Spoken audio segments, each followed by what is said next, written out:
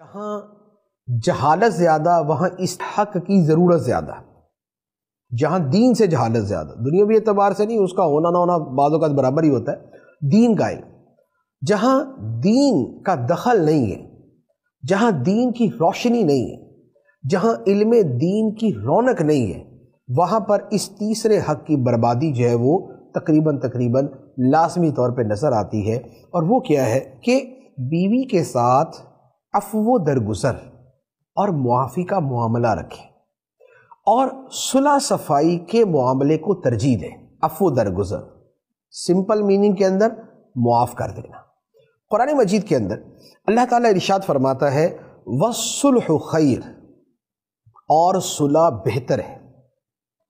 آپس کی لڑائی کی بجائے صلح بہتر، آپس کی دوری کی بجائے صلح بہتر، آپس کی نفرتوں اور عداوتوں کی بجائے صلح بہتر ہے۔ تو یہ اللہ تعالیٰ نے جو الفاظ بیان فرمائے وَالصُّلْحُ خَيْرٌ، یہ مطلق الفاظ اتنے خوبصورت ہیں کہ بھائی صلح ہی بہتر ہوتی ہے، لڑائی بہتر نہیں ہوتی، دوریاں بہتر نہیں ہوتی، نفرتیں بہتر نہیں ہوتی، عداوتیں بہتر نہیں ہوتی، برا بلا کہنا بہتر نہیں ہوتا، لڑائی اور مار کٹائی بہتر نہیں ہوتی، صلح بہتر ہوتی۔